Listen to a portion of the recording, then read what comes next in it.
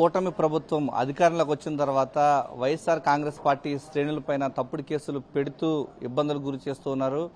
చిత్తూరు జిల్లా కుప్పం నియోజకవర్గం సాక్షాత్తు రాష్ట్ర ముఖ్యమంత్రి చంద్రబాబు నాయుడు ప్రాతినిధ్యం వహిస్తున్నటువంటి కుప్పం నియోజకవర్గంలో వైఎస్ఆర్ కాంగ్రెస్ పార్టీ నాయకులను పార్టీకి తెలుగుదేశం పార్టీలో చేరాలంటూ ఓవైపు ఒత్తిడి తెస్తూనే పార్టీలోకి చేరని వాళ్ళపైన తప్పుడు కేసులు బనాయిస్తూ ఇబ్బందులు గురి చేస్తున్నారు. ఈ క్రమంలోనే కుప్పం మండల ఎంపీపీ అశ్విని తండ్రి పైన కుప్పం మండల వైఎస్ఆర్ కాంగ్రెస్ పార్టీ అధ్యక్షులుగా ఉన్నటువంటి మురుగేష్ పైన ఆయన సోదరుడు ఆయన కుమారుడైనటువంటి శ్రీను రాజేంద్ర ప్రసాద్ పైన కూడా తప్పుడు కేసులు పెట్టున్నారు. ఇదే అంశానికి సంబంధించి మనతో మాట్లాడటానికి కుప్పం మండల వైఎస్ఆర్ కాంగ్రెస్ పార్టీ సంబంధించినటువంటి మురుగేష్ కూతురు కుప్పం ఎంపీపీ అశ్విని మనకు అందుబాటులో ఉన్నారు. ఓవరాల్గా జరుగుతున్నటువంటి ఘటనలు చూస్తూ ఉంటే నాన్నగారిని ఇబ్బందులు పెడుతున్నారు. ఏ విధంగా చూడాలమ్మా?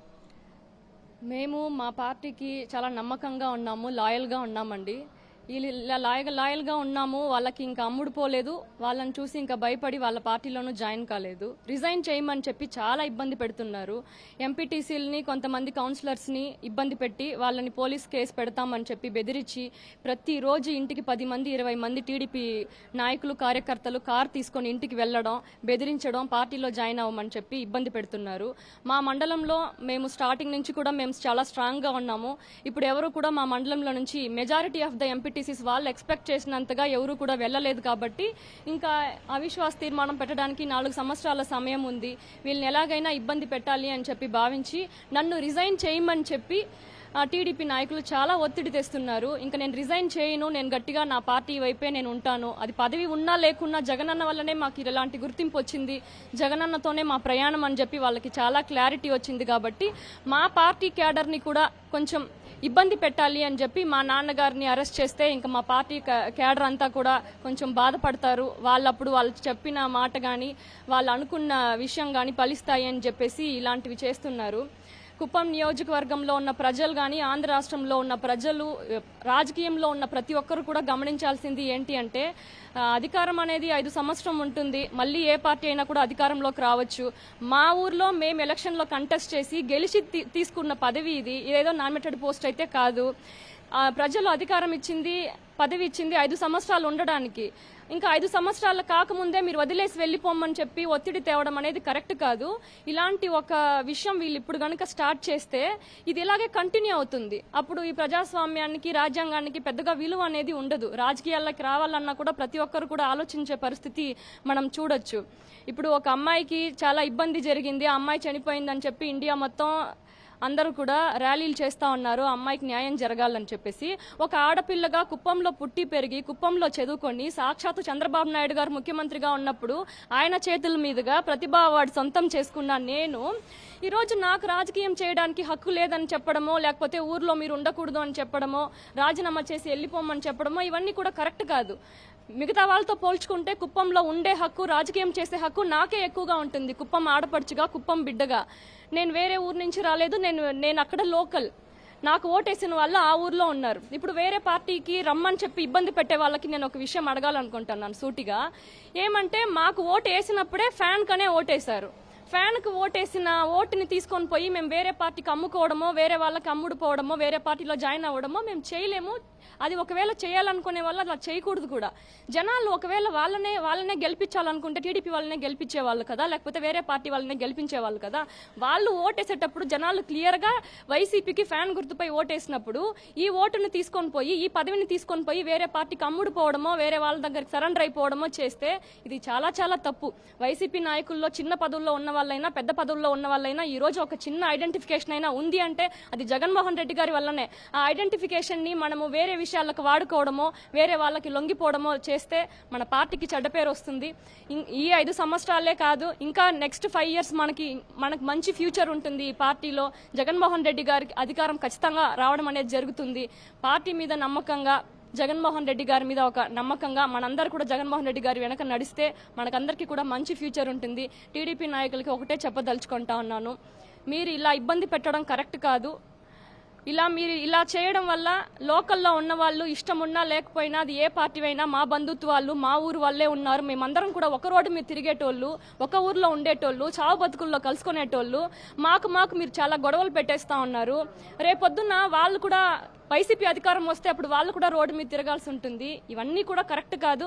ఒక ఎడ్యుకేటెడ్గా నేను ఎంఏ ఇంగ్లీష్ లిటరేచర్ చదివి ఉన్నాను, ఎంకామ్ చదివి ఉన్నాను. ఒక ఎడ్యుకేటర్గా ఇలాంటి ఒక కల్చర్ని నేను ఎంకరేజ్ చేయట్లేదు. అది నా పార్టీ అయినా ఇంకో పార్టీ అయినా నేను ఎంకరేజ్ చేయట్లేదు. పదవి ఉందా 5 సంవత్సరాల వరకు మాకే అథారిటీ ఉంటుంది, అది మేమే ఉండాలి.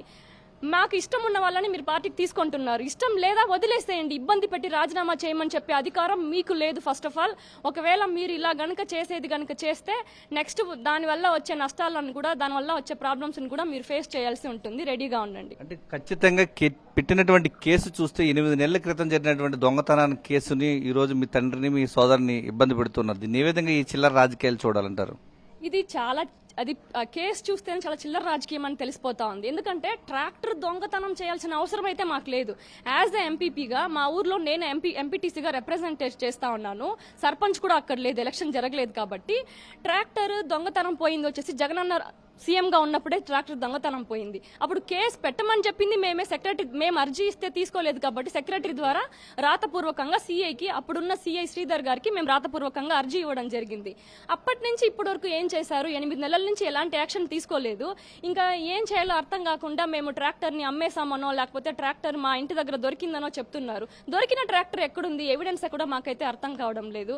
ట్రాక్టర్ అమ్మి లేకపోతే ట్రాక్టర్ దొంగలించి బతకాల్సిన కర్మ మాకైతే లేదు. ఎందుకంటే మేము వ్యవసాయం చేస్తూ చాలా గౌరవంగా భూమిని నమ్మి బతికేటోళ్ళు. ఒక రైతుల్ని అవమానిస్తే అది కరెక్ట్ కాదు. మా ఇంట్లోనే 4 ట్రాక్టర్లు ఉంది, శుభ్రంగా వ్యవసాయం చేసుకొని బతుకుతా ఉన్నాం. అవినీతి అక్రమాలు చేయాల్సిన అవసరం అయితే మాకు లేదు.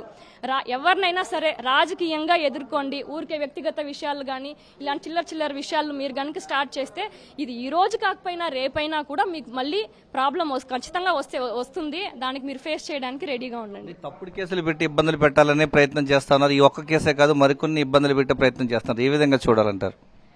మేము తప్పు చేస్తున్నామా లేదా అని మమ్మల్ని నమ్మిన ప్రజలకు తెలుసు. మాకు ఎవరైతే ఓటేసి మాకు ఇంత పెద్ద పదవి ఇచ్చి అధికారం ఇచ్చారో ఆ ప్రజలకు మేము సమాధానం చెప్పుకోవాలని చెప్పి అనుకుంటా ఉన్నాం. మా వెల్ విషర్స్కి మా గురించి మేము చెప్పాల్సిన అవసరం లేదు. దొంగతనం చేయాల్సిన కర్మ లేదు, అవినీతి చేయాల్సిన అవసరం అంతకన్నా లేదు. అలాంటప్పుడు మా మీద మాకున్న జనాలు మా మీద నమ్మకంగా ఉన్నారు. ఎవరో ఏమో చెప్తే ఏమో జరిగిపోతుంది అంటే అది జరగదు కదా. కొండను చూసి కుక్క మరిగితే ఎవరికి నష్టం అండి? మేము ఆ విధంగానే తీసుకుంటున్నాం. ఇప్పుడు ఇబ్బంది పెడుతున్నారు. ఇబ్బంది పెట్టడం వల్ల మేమేమన్నా పార్టీలపై జాయిన్ అవ్వడమో రిజైన్ చేయడమో జరగదు కదా. ఏది జరిగినా మేము తప్పు చేయలేదు కాబట్టి ధైర్యంగా ఎదుర్కోవడానికి మేము సిద్ధంగా ఉన్నాం. ఇది తప్పుడు కేసులు పెట్టినా కూడా తాము వైఎస్ఆర్ కాంగ్రెస్ పార్టీని వీడేది లేదు, ఎన్నో భయభ్రాంతులకు గురి చేస్తూ పార్టీ మారాలంటూ ఒత్తిడి తెస్తున్నప్పటికీ కుప్పం ఎంపీపీగా తామంతా కూడా వైఎస్ఆర్ కాంగ్రెస్ పార్టీ నుంచి రిప్రజెంట్ చేస్తున్నాం, తాము పార్టీ మారేది లేదు వీడేది లేదని చెప్తున్నారు. 8 నెలల క్రితం జరిగినటువంటి దొంగతనం కేసులో చిల్లర రాజకీయాలు చేస్తూ తన తండ్రి మురుగేష్ను, అన్న శ్రీనివాస్ రాజేంద్ర ప్రసాద్ను కూడా అరెస్ట్ చేయడం పట్ల న్యాయ పోరాటానికి సన్నద్ధమవుతున్నారు. కుప్పంలో రాజకీయాలు, ఇలాంటి చిల్లర రాజకీయాలు ఇదే మొదటిసారి చూస్తున్నామంటున్నారు. ఇలాంటి రాజకీయాలు పునాది వేస్తే రానున్న రోజుల్లో దీని ప్రభావం అనేది పూర్తిగా మిగిలిన పార్టీకి సంబంధించిన వాళ్ళు కూడా అనుభవించాల్సిన అవసరం వస్తుందని చెప్పేసి కుప్పం ఎంపీపీ అశ్విని చెప్తున్నారు. కెమెరామెన్ ఎల్లప్పతో విజయమూర్తి, సాక్షి టీవీ, తిరుపతి నుంచి.